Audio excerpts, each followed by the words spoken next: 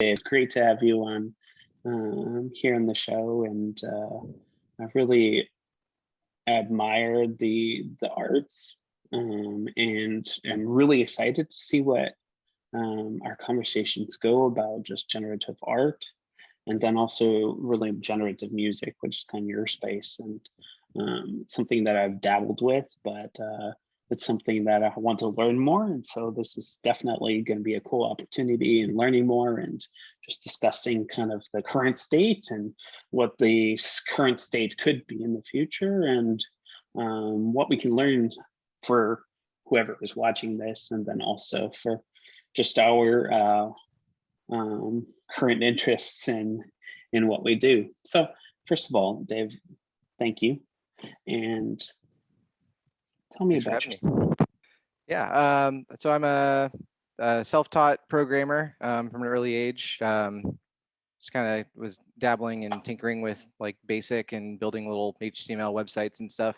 Didn't really get serious about software development until after college. When I was in college, I studied music, bassoon performance, and composition. And then while I was in college, I happened to notice something interesting, which was aleatoric music, which is centuries ago. Some composers started playing games of chance and kind of creating music by rolling the dice and kind of seeing what would happen, leaving some elements of the composition up to chance, which I thought was really interesting. And even though I didn't really have many programming skills to speak of at the time, I kind of tried my hand at that just by like generating lists of random integers by using like a website that does that. And then just taking that list, printing it out on paper and bringing it over to a piano and trying to see what I can do with that. Like coming up with rules for myself. Like I need to use these numbers between 1 and 12 as pitches of the chromatic scale. And then it's up to me to generate or to write music that uses those pitches but sounds more human and interesting.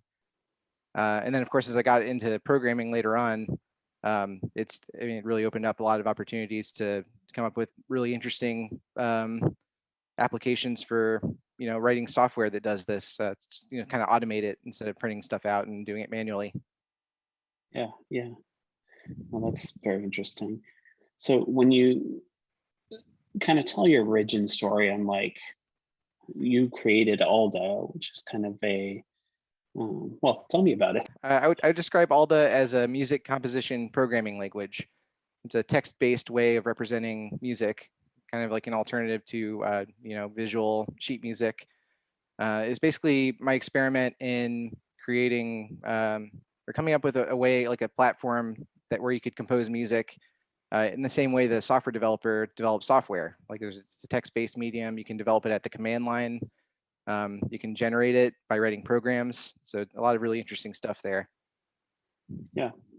So a little bit into the technical side, like why did you choose Clojure? Oh yeah, so this is a long story because I'm actually in the process of, I'm almost done with a 2-year project of rewriting it in Go. Okay. Oh, great.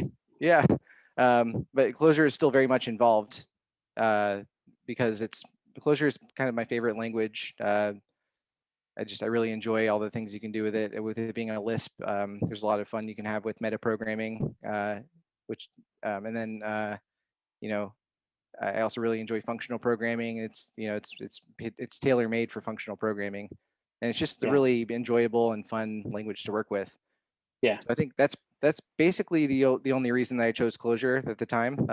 Okay. I had this idea in my head of what I wanted to build, and I just decided to build it in the language that I was most comfortable in. Yeah. And then that served me for a long time. I started writing it in 2012, and then over the years I kind of started identifying the little areas of weakness. And one of the things that Clojure doesn't do very well is like it doesn't really lend itself towards command line applications because of its long startup time. Mm-hmm. And this is something that people have started looking into. There's Graal VM, which is a project to it's basically a separate VM. I'm not doing a very good job of explaining Graal VM, but people have used Graal VM to make I think they can compile Clojure code to bytecode essentially. Okay. Which can significantly speed up Clojure programs. But then it's also kind of a new area, and there's certain things you can't do with it, like you don't really have the full Clojure runtime or the full JVM runtime. So I was a little bit hesitant to go for that. Actually, I think when I started rewriting it, GraalVM wasn't a thing yet. This is like several years ago. But basically, I took stock of what options are out there for more of a lower level kind of systems programming language. I didn't want to do it in C because I've tried writing in C, and like manually managing your memory is not something that's really ever clicked in my brain. So I was looking at sort of like slightly higher than C. So I looked at Go and Rust and this other language called Crystal, and I came out of those picking Go because Go is the one that was basically the easiest to create cross-platform executables that were totally statically linked. No need to install any dependency libraries or anything. Yeah. And I guess Python was probably too slow for you, so.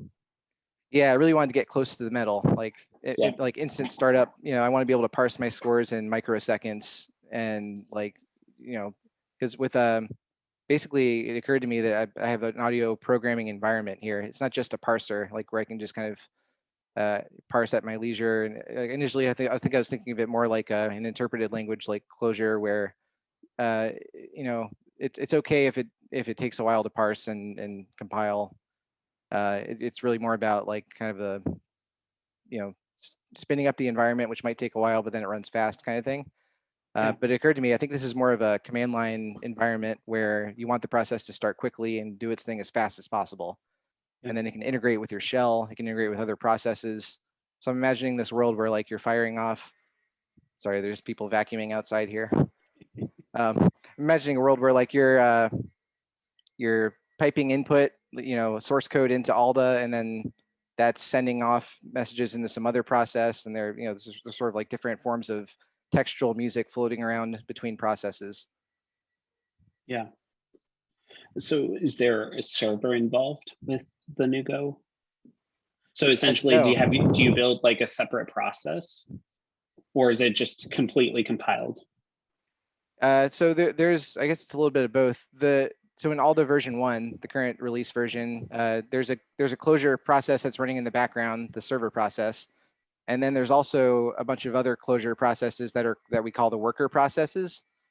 And those are the ones that are actually doing most of the work of actually doing everything, like parsing and compiling and playing your score. And the server is basically a broker for all these workers. Like you use the client, the server finds a worker to use, and so on.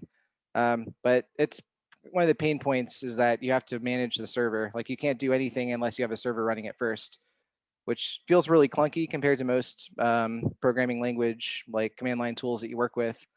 If you have a syntax error, you have to wait. Like you won't even know unless you have a server running, and then you have to wait for the round trip, from the network to get the response. Right. So it just made a lot of sense to have it pretty much all happening in the client now.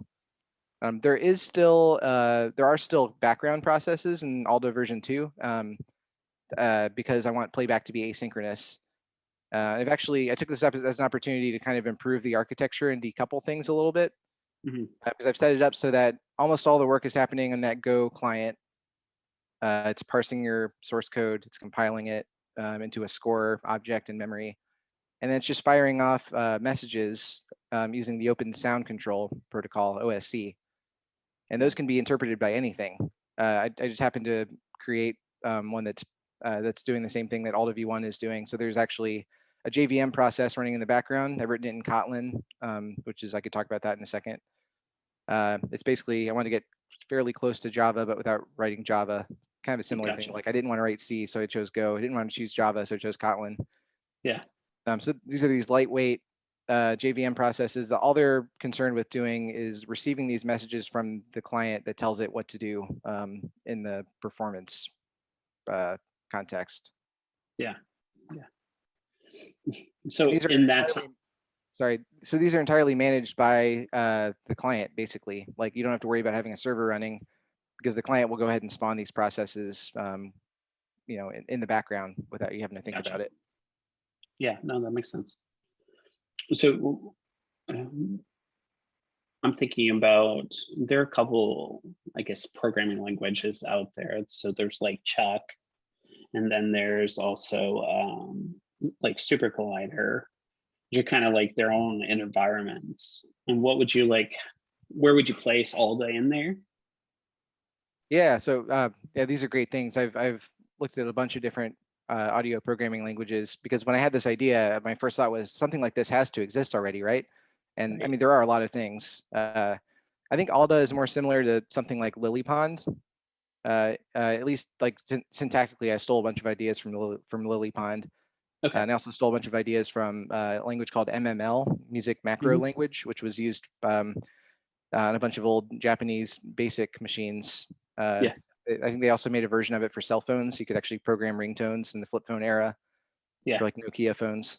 Yeah. But I like the syntax of those things. And basically, my idea was, I want MML, but to make MIDI music, or I mean, Yeah. in the future, I might make different types of instruments as well. I'd really like to expand this to do like synthesized music, like wavetable or waveform synthesis. Gotcha. That's pretty far in the future, but yeah, as an initial step is, because I happen to be writing this in Clojure, and Clojure is a JVM language. You have the Java virtual machines synthesizer and sequencer right there, Right. which is great because no one needs to install anything. You've already got a functional synthesizer right there in your Java process. Yeah. Oh, that's cool. Um, so talking about that, do you have any, I guess, inspirations, artists that already do kind of algorithmic music outside of like the um, more the, what would you call it, the physical way of doing it, generating random numbers, but kind of like Ewing or something of that nature. What was that last thing? Um, Ewing, I think is his name. He's the one that created, what was that, Sonic Mule? He was from Stanford. He did the computer orchestra. Oh That's yeah, something that I remember back in college kind of looking into and like always being very fascinated. And that's kind of where I was introduced into the like Chuck world. yeah. I have to admit, I'm not I'm a little bit not well versed in like current artists doing generative art. I've been learning I've been really interested to find various artists doing things, but I haven't like it's not something I've spent a lot of time with. Yeah. I have I think what really inspires me is like going back to my like classical training, like learning about aleatoric music. I think what sort of sent me on this path was all these composers who have done similar things, where they've taken the control out of their own hands Mhm. and come up with some system or some set of rules that they have to adhere to create music. Because this is really interesting to me, because I think like composers can come up with interesting ideas that they would have never thought of um, otherwise, because they're being generated. So I'm thinking of like the serial composers of the early 20th century, like Schoenberg and Stockhausen. Um, yeah, it's just so that's sort of what set me on this whole path, was just the idea of taking something that's not human and then trying to make it masquerade as like a human emotional thing. Yeah. Yeah. That makes sense. So you would say kind of your inspiration is twofold. One, it's kind of um, the earlier generation of generative music, and then secondly, more the process of building the automation, I guess. Mhm. Yeah, no, that's interesting. Yeah, that second one is the one that Um, I've been exploring more in recent years. I've been really enjoying going to the Strange Loop conference. okay. Is a shame that it couldn't happen this past year because of the pandemic. I was really missing that experience. Yeah. But every year when I've gone in years past, I've always the talks I've enjoyed the most have been the ones about generative art. Talks about ways of generating poetry and generating music, generating art. It's really interesting stuff. Yeah. There's this one talk in Oh, particular from the last year that they had it. Is Mouse Reeve. okay. They're a generative artist and software developer, and they made this. in-browser kind of experience where you load the page and it generates. So it's based on this piece by the composer Eric Satie called No Cien. And it's basically this minimalist piano piece, kind of like French expressionist type thing. And it's very systematic though. Like it's kind of in one key, it doesn't change a whole lot. There's just these various motifs that are in a particular order. And so what Mouse did was they looked at it, they analyzed that piece and kind of figured out what the different motifs were, different chunks of music. And then they encoded it in some way. They kind of captured it as data and then did a Markov chain type thing. So that then they made it so that no CN could happen forever, like in infinite, like infinitely generating more and more of that same thing. So it sounds as if that composer had kept writing that piece. Yeah. But just forever. It's really interesting. Yeah, I'll have to check it out, and I'll probably link it. I'll link it in the bio as well. No, that's very interesting. Yeah, I haven't had the opportunity to go Strange Loop yet, but you know, this year with YouTube, I've watched a whole bunch of stuff, and pretty excited to hopefully at some point be able to participate as well later on. Yeah. So, what do you think comes first? Is it the technology or the idea? I was thinking about this. One of your questions for me was what my creative process was. And I had to think about that one. I think I tend to, the way that I like to work is I like to just come up with, maybe this is a bit of like process first. Like I just come up with a way of generating a bunch of purely random like music of some kind. Like I'm not trying to constrain it very much at all. I just, it's very like kind of playful and exploratory. Like I don't really have many ideas about what this is going to sound like or what what I'm going to do, like what the algorithm is going to be or anything like that. I'm just starting with, you know, maybe I'll generate, I'll come up with 4 random pitches just in the chromatic scale. I'm not thinking about scale or anything like that. I'll randomly generate a rhythm and I just kind of listen to that and see if I like it. And I might need to do it several times before I come up with something that's vaguely interesting. And then I just figure out, like I ask myself the question, what did I like about that? And then I try and get closer to that thing that I liked by adding some constraints. And then it's just sort of like taking this noise and then gradually refining it until you come up with something that sounds deliberate and interesting. Yeah. So basically, I assume you're basically saying that, you know, once you've programmed Alda and have your framework, you then, you know, use that to generate that. And your process is starting with, you know, a couple different notes and then kind of iterating on top of that to come up with something interesting. Yeah, I do use Alda as the vehicle for these experiments. Even though Alda version 2 is written in Go now, Clojure is still definitely closely involved because I basically took, so Alda version 1 has Clojure, inline Clojure scripting kind of baked in because I made a decision to expose a Lisp kind of as part of the syntax of the language. And I just really am just reading code and then just passing it to eval in Clojure. Yeah. So you've got the entire Clojure runtime available to you, which is a Gotcha. little bit frightening because you can do anything. You know, I Right. probably wouldn't want to have other people talking to my Alda server and running just arbitrary commands on it. So that's one of the things I fixed in Alda version 2 by kind of making it. So I've had, obviously I've taken Clojure out of the picture. There is still a Lisp in Alda version 2, but it's very limited. It's arguably not even really a Lisp. It's just sort of syntactically a Lisp, but there's not, like, there's no plus operator or anything. It's just some built-in functions, and that's all it can do for now. Gotcha. But what I did was I looked at what I was doing in practice with the Clojure code, and I arrived upon this sort of musical DSL, where like an S expression can represent a score. And so then I just built I wrote separately from Alda a library that has that same DSL, and then that under the hood, when it you can pass an S expression score into a function called arrow to stir, like arrow to string, and it just returns a string of Alda code, and then you pass that in, you just pipe that directly into the Alda command line. And it's like this dirt simple way of just like taking that same thing, turning it into something that works at the command line. So Yeah. now it doesn't matter what Alda is written in, but I can still use the same Clojure code and generate music that way.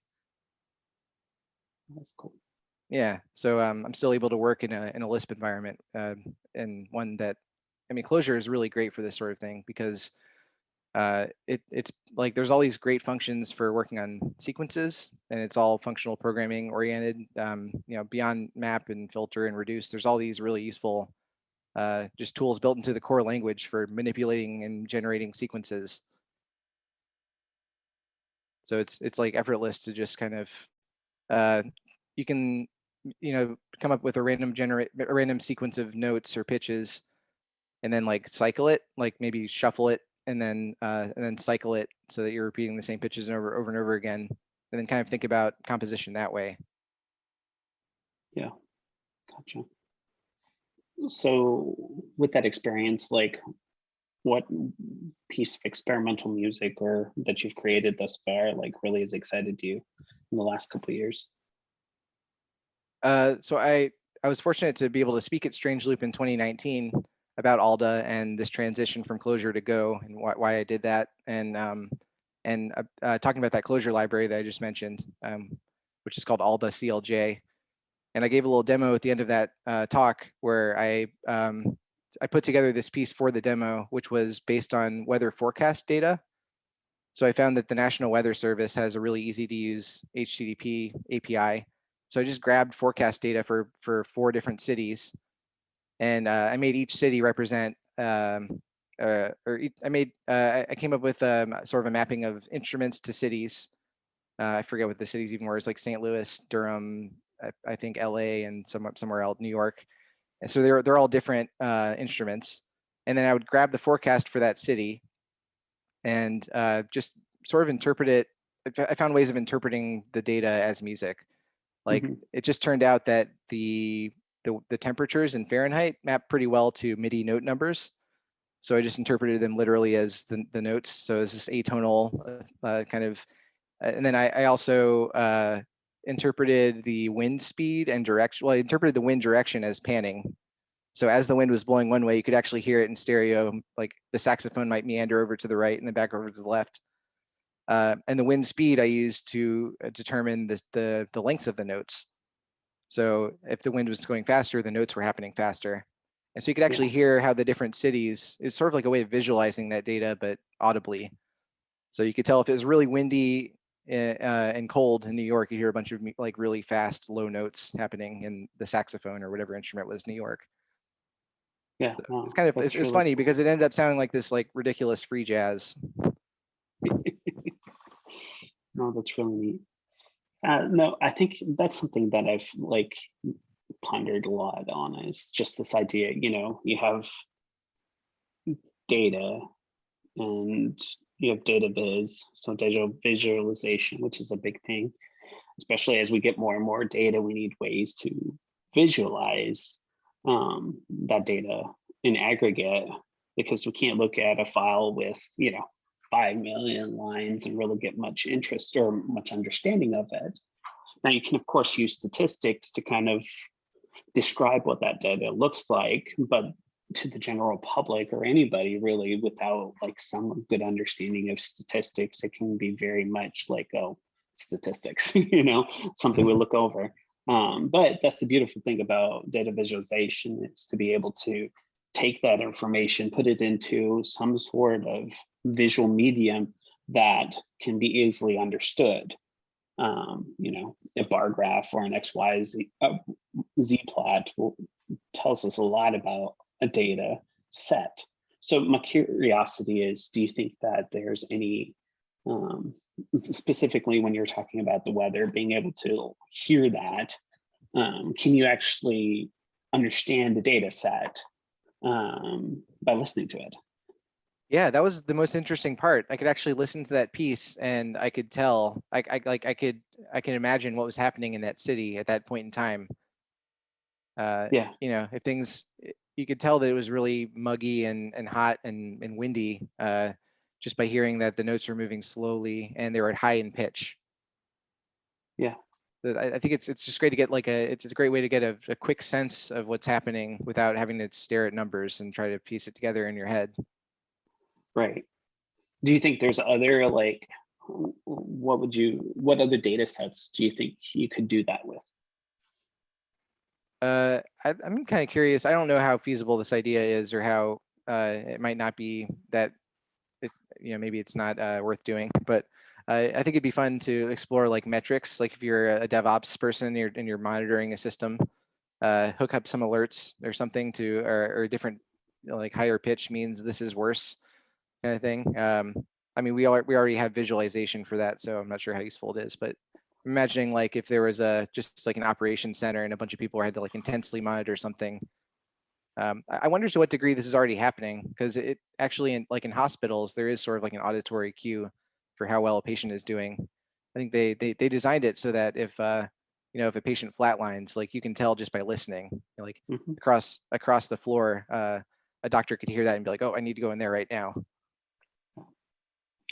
Yeah, it's one of those things that again, just thinking through it, like it's something that we don't necessarily have any sort of discipline out there for, but inherently or just naturally, we have those sort of cues. Um, I mean, even if you think about music and its aesthetic in general, there is an emotion that is always generally conveyed when you listen to a piece. You have your minors, and it has that sad or that dark feel to it, to your majors, and I'm just talking in broad sense here. There's a lot more to it, but it brings in that sort of happiness, or your waltz, and that gives you your rhythm of a very, like, festive view and that sort of thing. Mhm. Yeah, a couple of years ago, I played with stock market data and just put it through and generated some sound to just see what that would sound like. And I thought, this would be an interesting piece if you could really scale it, take that data, put it into a scale, and then run it through and see what it does. It's just interesting you probably could generate a whole bunch of very interesting pieces of generative music to be able to listen to. Yeah, and you could figure out ways to make that to make the emotion of the music match the feel that you ascribe to that data. Like if you think it's really exciting when the market's doing really well, you could find ways to make more exciting things happen in the music when the stock ticker has gone higher. Yeah, I was just thinking, you think about Facebook, you probably could do it in sections, and probably your first 3 years, Facebook being kind of the gold child, and then this nature or this maturation stage that they were, and then kind of the more recent, I would say, at least our media has kind of demonized it, right? Yeah, Which is be a very interesting piece to make, anyways. yeah. I think social media is also an interesting data source for art. Like I can imagine writing some sort of thing that's watching hashtags on Twitter, and somehow generating art or music from that. Yeah, yeah. You could use probably some NLP, and probably can use sentiment analysis on a certain topic. That'd be an interesting, let's say president or something like that, because that always, flies back and forth depending on the year and the time of the year, of course. Yeah. So anyways, I think it'd be fun to leave interesting. that running and just kind of see how it sounds different from day to day as different news Yeah, happens. You get different music. yeah. Guess you could use public ratings as a way to do that as well. Um, anyways, Yeah.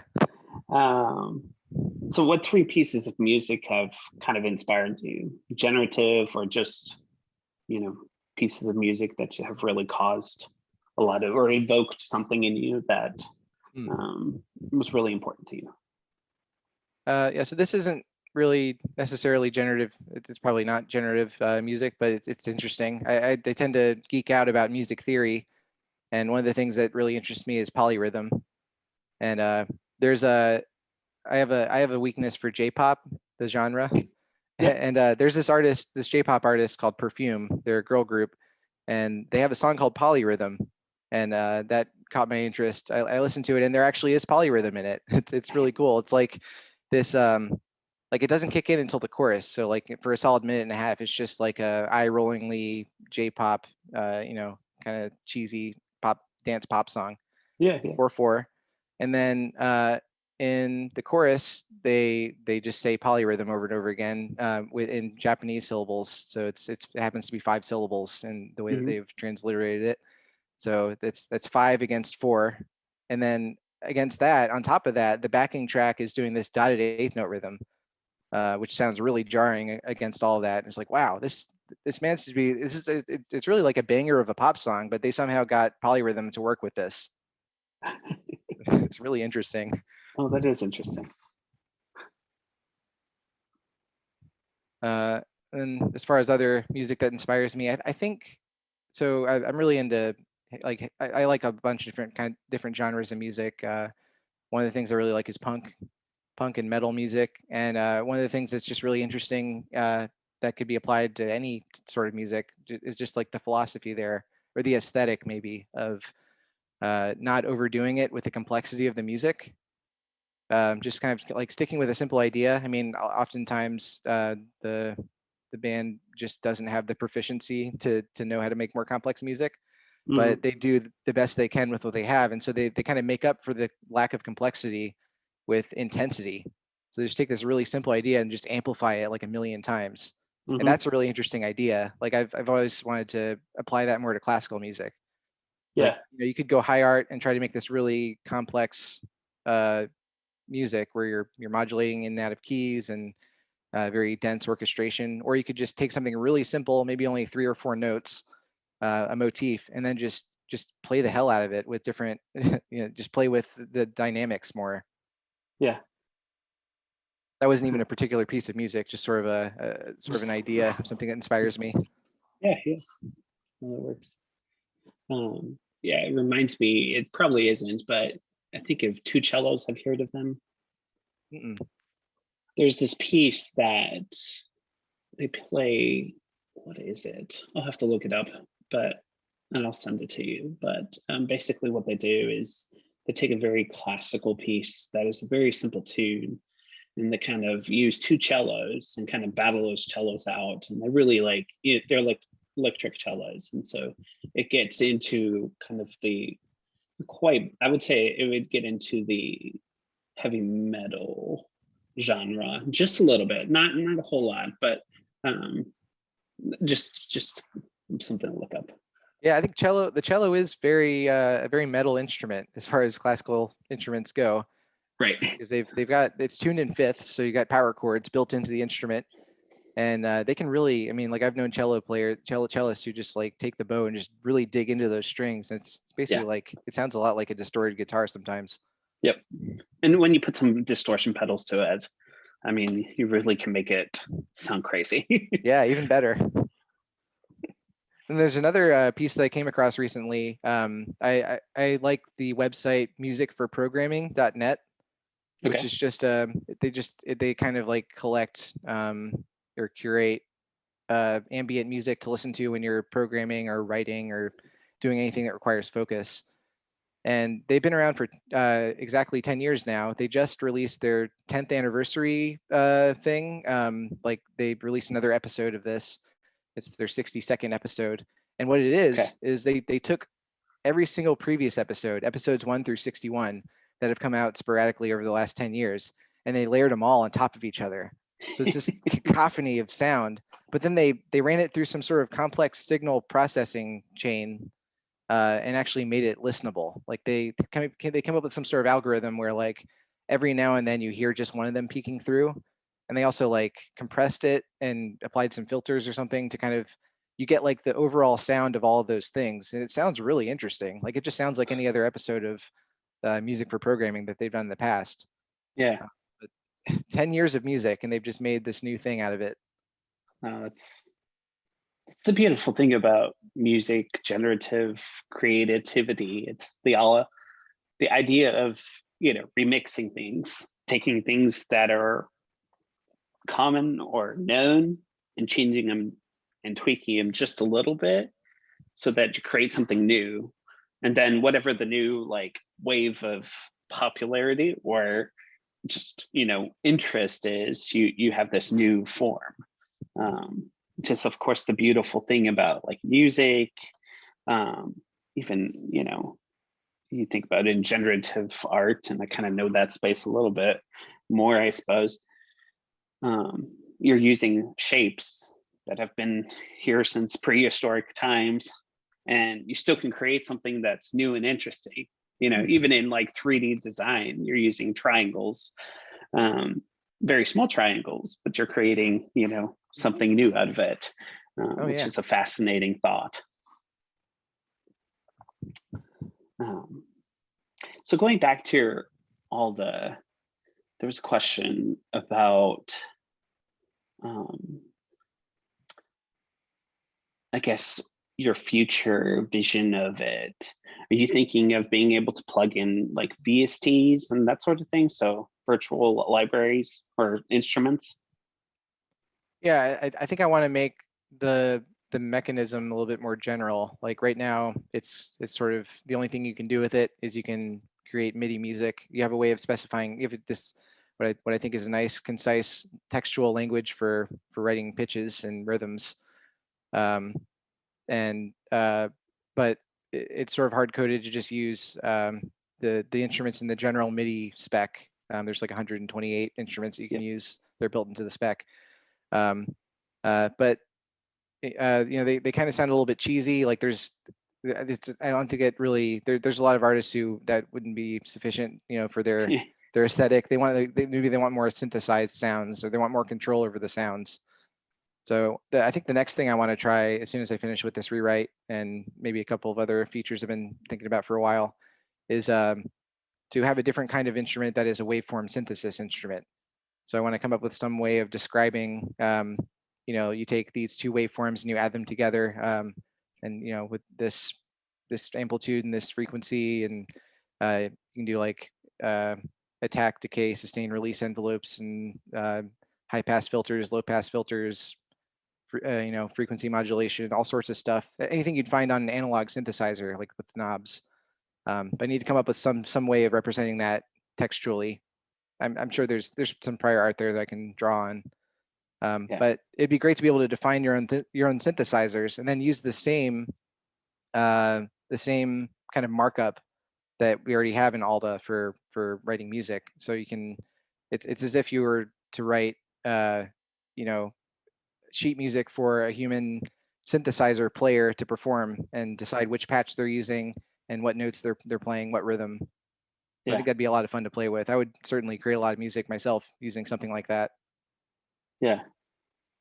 No, we'll definitely keep in touch, and I'm very curious how this plays out and what you'll be able to do and be able to create. So when it comes to, I would say, generative music, how do you think it's going to affect the world of music? Do you think it has any play or ability to kind of sneak itself into the classical world? Or do you think it's going to be more something that's kind of a subgenre of music in general that will be always kind of esoteric by itself? Or do you think that's going to converge into mainstream? I think I have seen various performances of modern classical music that have used technology in certain ways that I guess you could consider generative. Actually, a friend of mine, Alex Van Gils, who studied composition, he was in my composition class at UNC, he does a lot of generative art and generative music. And even back then, he was playing around with Max MSP. Okay. Which, live signal processing, you can define ways of just defining, it's like an open visual programming language for audio input. You run it through some pipeline that you create and pipe the output somewhere. And so I remember he did this piece. He's also a bassist, a classical bassist. He did like a piece where he sort of improvised and collaborated with this patch that he created in Max MSP. And I thought that was really cool. Like he was basically giving it a little bit of input, and then the program was doing most of the interesting stuff. Yeah. I've already seen some applications of people bringing some at least technology into classical music. I'm not really sure what impact it will have on pop music.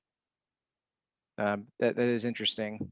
This is sort of like a tangent, but there's this service called Lander, Landr, that does AI mastering, and it's actually really good. My band actually just used it for our last EP a couple years ago. Okay. So that's kind of an exciting thing, because someone took actual mastering techniques that professional like sound engineers were using, like to make, so mastering is a process where you've already recorded a piece of music and you've mixed it to the best that you could, and then you give it to a professional sound engineer to really bring out all of the nuances in the sound, bring out all the right frequencies, so that it's suitable for mass production. Like, so it'll sound good when it's on the radio, and it'll sound good when it's on a vinyl record and whatever.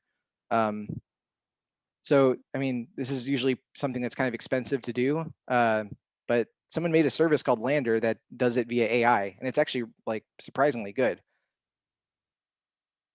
And this is kind of exciting to me, because like this is taking something that is like, I mean, it's sort of cost prohibitive. You're like excluding a whole class of people who can't afford professional mastering, and you're making it available for fairly cheap. Yeah. Yeah, I think when it comes to kind of machine learning / deep learning, there's a lot in the generative music space that's very exciting. So Google has I guess a library / laboratory, I would say, that's conducting a whole bunch of very interesting music experiments with neural networks called Magenta. Yeah. And what they've done is kind of like fused multiple instruments and put together to create some very interesting, well, I guess instruments, kind of hybrid instruments, because they're blending them to both together, which is very interesting. And then they also have just recently, in the last, I think, 3 or 4 months, where they're taking and doing essentially what GANs do, so generative adversarial networks. And that's basically where you take a picture, put it in, and it comes out in some style, Picasso or Matisse. There's a couple different neural networks that do that. And so what they do is they take somebody whistling, and it will generate a trumpet wave from that, which is very interesting. And so all that to say, this idea of Lander and being able to use deep neural networks to generate, or I guess to create tools to help the artist, I think is really how this whole generative art would really make itself into the mainstream. So as tools to be used by the everyday musician. Yeah, I think it's exciting, because we'll start to see more sort of like bedroom musicians who can actually create high fidelity, like radio quality music. I mean, it might be a way that we could eliminate a barrier between, like, the commercial pop artists and the everyday DIY musicians. There isn't that technical hurdle of like, oh, I don't know how to master my music. Yeah, no, that's exciting. I've also seen that there's a lot of bedroom producers, being able to master definitely had to use an ear. And that's what it's been traditionally, been the most important thing of a sound engineer. Of course, the equipment as well, but now you have your DAWs, your Ableton Lives, or your Pro Tools that have most of these tools all built into it, which is also that's freed or made the music industry or anybody have the ability to create music in the bedroom as well. Yeah. So It'll be when it comes interesting to see what role generative music plays in all this. Because it's like, we've seen how technology is making it easier to produce music, and now, I guess it's sort of like another separate kind of like orthogonal thing is generating music from randomness, or composing music actually that, or I mean, otherwise just creating music where it wasn't entirely up to the human being. There was some there's some element of chance in there. Yeah. Yep. So we talked a little bit before we started about kind of the crypto world, this idea of NFTs, or non-fungible tokens, which is basically a blockchain technology in which you associate a block or a token to a piece of music, or art. And right now it's really kind of exploded in the middle of nowhere in the art world. And there's a lot of buzz and excitement that's going around there. But I think what's going to happen in the next couple of years is we'll see this also happen for music in general, just simply because it also gives anyone the ability to own their music, because there's this authenticity to that piece of music, to the artist, and that can't be taken away, because the entire chain or that entire network has the existence or the presence of that token, which is really cool. And so, being that said, kind of what are your thoughts about it? Yeah, that's a really compelling idea, because that's been a real problem in just in communities of musicians trying to make music. There's this real barrier between the music that's actually out there and being produced and people making music off of it, and the people at the bottom trying to make the music and trying to break into it. I think since the internet, I'm not that old, but even in my time, I've seen like that it seems a lot harder to break into things now than it ever was in the past. Like in the past, there was, if your band had a mix, a demo tape, and you just happen to hand it to just the right person at a concert, like you could get discovered and break into it that way. But now it's like there's so many tools for people to make their own music, and it's like the market's gotten totally saturated. And it's also kind of with social media, like the proliferation of marketing on social media, it's like it's almost impossible to break into anything unless you're able to compete with all these people who are aggressively promoting their music on various social media platforms. So I'm trying to remember where I was going with that. It's great to see people coming up with other platforms for people to host their own music and get it out there, for people to listen to and for people to consume and support financially. That could be something that is, I think it's something that's sorely needed right now. I remember that also at the last Strange Loop that I went to in 2019, Imogen Heap was there as like the keynote speaker. And she has this really interesting project where she's doing something like that, some sort of blockchain related thing where your music is out there and it's, you can prove that you wrote it and own it because it's on the blockchain, but it's not owned by a central entity. It's more decentralized. So that was kind of a compelling thing. I wish I remembered the name of that project, but I'm sure if you Google Imogen Heap and blockchain music, you'll find it that way. Yeah. No, it's it's fascinating, and I think that there's definitely a lot of initiatives going in that direction, and it will definitely help us kind of discover more artists, make it a little bit more fair for everyone, and kind of let the skill kind of defined versus the who Yeah. Which is really cool. And plus, it's also the ability to give everybody the opportunity. And I think even Spotify has done that a lot. You can pretty much listen to anything and everything as long as it's on the platform. Yes, from an artist perspective, it's definitely not, it's not a huge money revenue, except if you're in the top 1%. But for the rest, you can at least understand that there's more music than the 2,000 records that are released in a year by the top five labels, right?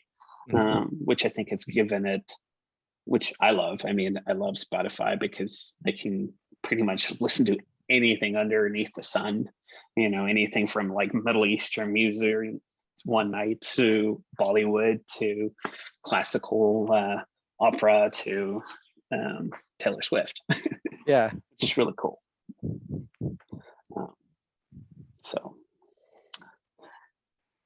So what would you recommend to like newcomers that are starting in generative music? Where should they start? So I think there are various. Where should I start here? There are various aspects to music, and there are different ways to make it. I think maybe I would if I were getting started in generative music, or if someone was wanting to get started, I would recommend that they kind of go broad first and just look at all the various things you can do with generative music. You can do a lot without any knowledge of music theory. You might be more interested in manipulating sounds and kind of making generative sound sculptures or sound collages. So that's something you could look into. And then you might be more interested in music theory. So maybe you could start by if you don't already have a base in how the basics of music theory works, you could learn about that, and then sort of think about how you would represent that music in data. So you have these scales that have certain notes in them, and there are various tutorials out there that'll walk you through like music from a programmer's perspective.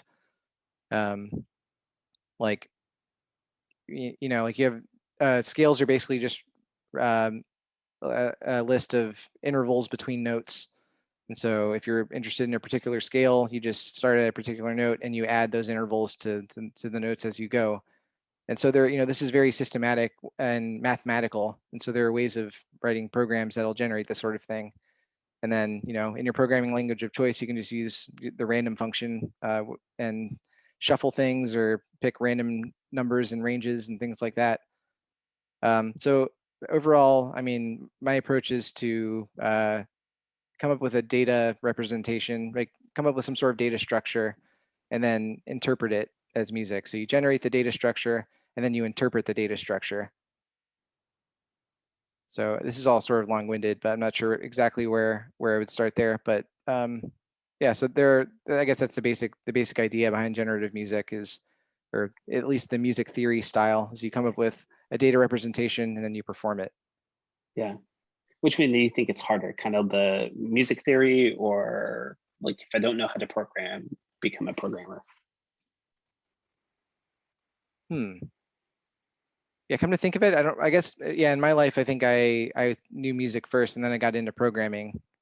I don't know what the other way is like. I may have talked to some programmers who were really interested in Alda because they're like, I'm a software developer and I know how to program, but I've always been curious about music, and like I'm frustrated because I can't quite get. I'm just not not meant for performing on an instrument in a physical space. So I'm curious about this idea of writing music by programming. How do I get into that? And yeah, I guess I don't fully know what that's like because by the time I learned how to program, I already had a solid basis in music theory. Yeah. It's probably, I mean, it's learning. So it was whatever comes. I would say, did you start with an instrument pretty early in your life? Yeah, basically, when I joined school band in middle school. And before that, even I was kind of like tinkering around with like Casio keyboards and stuff. Yeah. Hanging on drum sets made out of plastic bins and things like that. Yeah. I was just thinking it probably is much easier the earlier in your life you do anything, right? So when it comes to programming, the programming mindset, if you learn that earlier, or if you learn just the basics of music theory earlier in your life, it probably has at least an indicator of which one's going to be easier in that instance, right? So Yeah, I guess there's just different challenges. If you're coming at it from, you're a musician and you're trying to learn how to program, you're up against a bunch of technical hurdles because especially if you're coming at it late in life, it's learning how to program is something that takes years. I mean, you can get a lot of early mileage out of getting the basic syntax down, but it takes time to really get to internalize all those concepts. And then going the other way, if you're a programmer and you're trying to get into music, like you can probably pretty easily, if you're a competent programmer, you can easily just get to a point where you're generating some random noise. But then the challenge is like developing your ear and like kind of knowing how to push that in the right direction. Like you have these wild pitches that don't sound good together. So how do you make them sound pleasant? And Yeah. that's also a skill that takes time to develop. You have to kind of like familiarize yourself with the vocabulary of music. Like, oh, the sound I'm looking for is a major chord. You know, how do I construct one of those, and learning the theory behind it. I guess it'd probably, if I had to guess, I think it'd be easier to go the other way, like where you're a programmer and then you learn how to do the music thing, because programmers are so used to just iteratively learning things. Like you learn a little bit and then you can get a whole lot of mileage out of like, oh, now I know how to write functions. Like, oh, I can do a whole lot with that. Right. So you can learn a little bit of music and have a whole lot of fun. Just like, I know how to do a minor chord now. Look what I can make, you know, and there's a lot you can do with that until until you're ready to start learning the next concept. Yeah. I would say probably from a programming perspective, to I guess really emphasize your point is that idea of learning. There's so much to learn when it comes to programming languages in general. Like syntax, that comes pretty quickly, and if you've done a couple languages, like it comes naturally.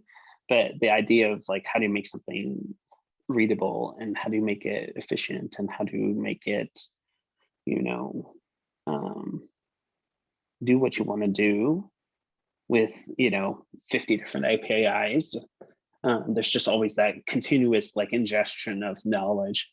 So I could see where that benefits to be able to say, okay, here's the syntax or here's the data structures of a scale, and how do I take that scale and then convert it into something that sounds nice, because that's definitely, if you can at least get in the same scale, even if it's completely random, you're at least going to get some semblance of tonality. Whereas, if you're just taking 160 keys and just randomly selecting one of those, you're not going to find much of a beauty to it. So, yeah. So, do you have 3 books or articles that have impacted your life and work that you'd like to expound on? That's one I didn't really prepare for, unfortunately. No, it's good.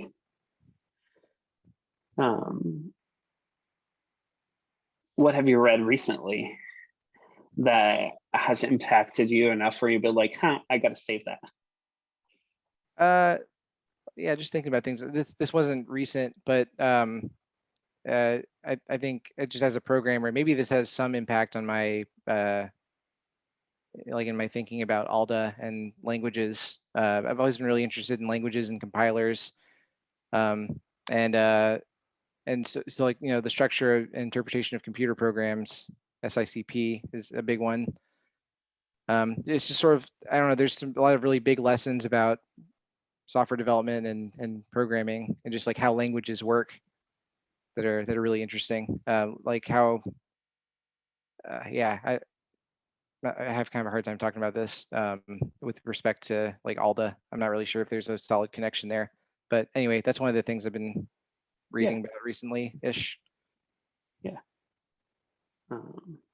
What piece of music, if this was the last day on Earth, would you listen to today? Man,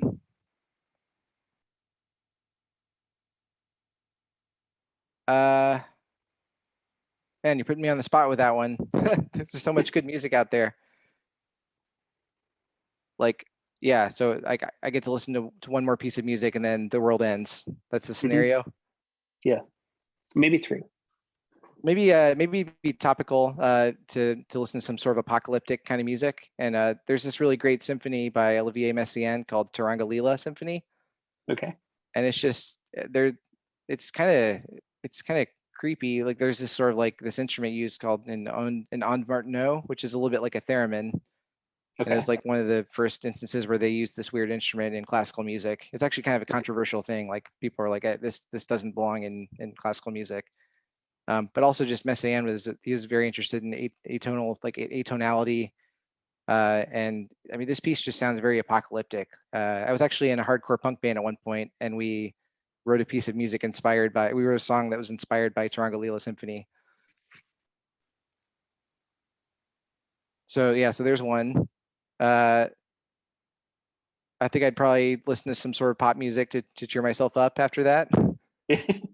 Lately, I've been obsessing over this Dua Lipa single that's very popular. It's "Don't Start Now." Yep. I don't know I don't know if it's just super catchy. I don't know. It just Yeah. makes me dance every time I hear it.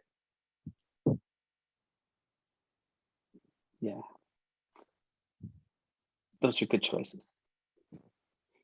It's really hard to pick. Yeah. No, I know. It's for me, when it comes to like your favorite or top three, there's just so many things in the world, and I'm kind of like a collector. I don't generally I go back to, 2% again and again of my like music listening discology, but I completely understand. Mm-hmm. Well, Dave, I think this was a wonderful conversation, and thank you so much for taking the time to talk and kind of talking through, the technical aspects of Alda, and then kind of, I guess brainstorming / thinking about what data and sound might look like, and then kind of a little bit into cryptography. It's been very crypto art / crypto music. Yeah, we covered a lot.